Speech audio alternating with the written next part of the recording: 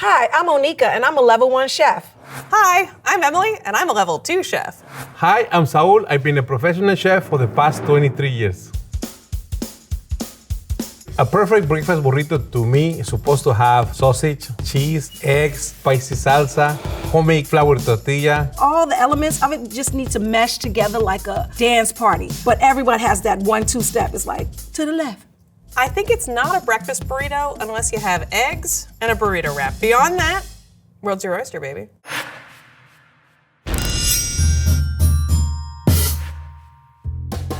So in order to make breakfast burrito, you make the tortilla. I don't really make my own tortillas. Why do you have to do anything from scratch at this point? It's 2025. Why are we still scratching? The ingredients that I'm using today to make flour tortilla, it's all-purpose flour, a little bit of salt, and pork lard.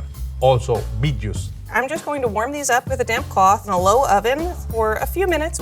Make a little napkin sandwich. Pop that bad boy in.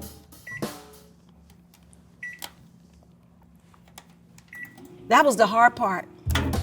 Beet is gonna add that sweet flavor, and our salsa is gonna be spicy. And when you mix sweet and spicy, poof, love happens.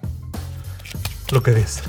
Now I'm gonna cover it with a towel. I'm gonna let it sit for 10-15 minutes in the fridge. Ah, nice. Now I'm just gonna stretch it like pizza. We want something thick, but not so thick. Thin, but not so thin. What do you mean, chef? Yeah, exactly, that's what I mean. Okay, that looks like 12 inches. Madre de Dios. I'm nervous. And when you start seeing little bubbles, that's when the dough is telling you, hello, flip me. It's a crime to use the microwave to heat up a tortilla because why you do that? She's ready. That's why you have a dry taco, a dry burrito. Don't tell anybody. And this is how it's supposed to look, a flour tortilla made from scratch. So hot. Time for a salsa party. The way I make my salsa special is I take a regular old salsa. Okay. Could somebody open this for me? Okay. All right. And then heat it up. But you have to heat it up with this guy. I'm not measuring. The hot sauce tells me when. With my sour cream, I just lime it up, but I give it a kick. I just like the way those flavors blend. And now my sauces are ready. I'm about to make my tomatillo and chile de árbol salsa for my burrito. So I'm gonna start with boiling some tomatillos for 5 minutes. Just gonna cut these in half, and then for my jalapenos, stem these. Char some Half an onion. onions, garlic. I'm just gonna pop them in the broiler for 10-15 minutes until they're looking charred. The reason why I'm charring these vegetables is because it's gonna taste sweeter and smoky. We're gonna do the peppers, chile de árbol, and then we're gonna do salt. I'm using a morrón en pestle is because I want to keep the consistency of the salsa a little chunky. You can put it on the blender and make it easier, but I don't want to be a puree. Now I'm going to cook the sauce again, what I call sancochar. I also like to add a little bit of sugar. It's going to help caramelize it and also gonna add balanced spiciness. Now we're gonna cook this for like maybe 15 minutes. Look at the beauty. It's rich, it's soft, it's thick. It's sort of like chunky. Say hello to my delicious salsa.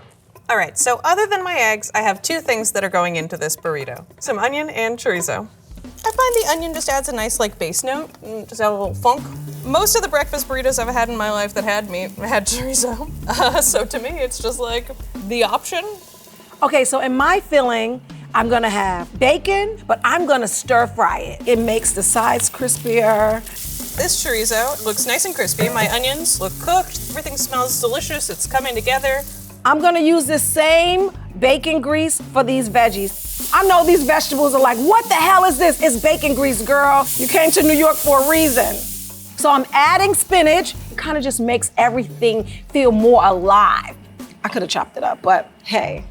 But let me tell you what I'm doing now. This is the secret. Shredded potatoes. Don't tell anybody. Carbs get such a bad rap, but it's for energy, right?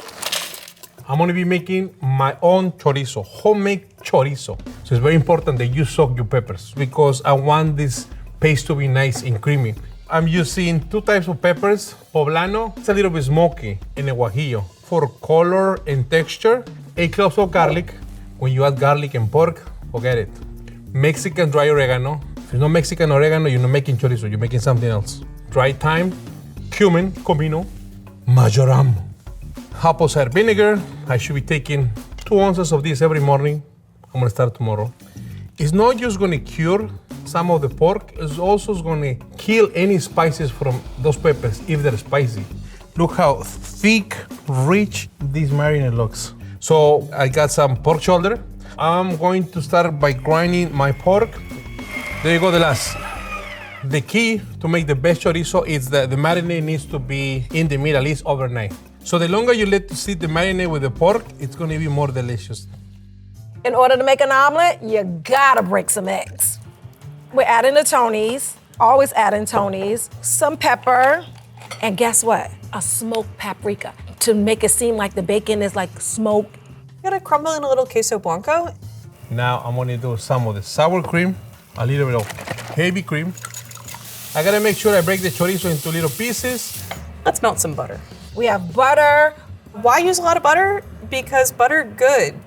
Oh, I almost forgot my cumin seeds. Kind of blooms them and brings out some nice extra like flavors. It's time for these two to get married. Padre del Hijo, Espíritu Santo. And now you gotta pour it in. So now you just gotta let her do her thing. For me, in a breakfast burrito, scrambled is really the only option. Mix it all together, scrambled eggs with chorizo, and then add some queso, Chihuahua cheese. So this is my chorizo that I'm just popping in there, and I'm just gonna like fold this all together. Crumble in the bacon, veggies, potatoes. I'm gonna put the cheddar cheese inside, and I'm gonna put Colby on top. All right, so my process is this. This is very specific. I'm gonna put an avocado line down the middle. So we're gonna start with guacamole. Has to have some kind of creaminess, and what's better than guacamole for that? Some are beautiful, soft Egg, chorizo, So I'm gonna put a little extra cheese. Now for the sauce. salsa verde down. Now it's time to wrap. We have to finesse this baby, okay? Give this a fold and a fold. Come around like this. Tuck it. Sort of like making like a Swiss roll or something. Get in there, egg. Get in there. You have to underfill it a little because otherwise it will not burrito. I did it. I think I did it. So I'm gonna cut it in half so you can see what it looks like inside. Look, you see the bacon, you see the spinach, you see the bell peppers, the onions, the egg. It's like a medley. Let's see how we did. Oh, don't you want to eat that? I kind of do. Right now. Dun, dun, dun, dun. Look how beautiful that looks. It's perfect. And this is my breakfast burrito. And this is my version of a breakfast burrito. And this is my breakfast burrito.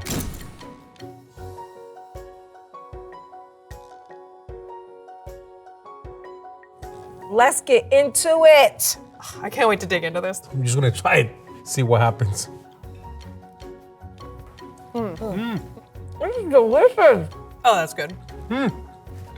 The egg, the bacon, even the potato has its own place here. You get like cumin and the warming spices from the eggs and the chorizo. It's like a little creamy. I mean, look at this, baby. It looks amazing. And when something looks amazing and it looks colorful and it looks inviting, guess how it's going to be? Don't trust people that don't eat messy. It's the perfect protein bar. Mexican protein bar that you can have. It's delicious. Everything's in there. It's easy to eat. You can eat it on the go, and I'm gonna do that.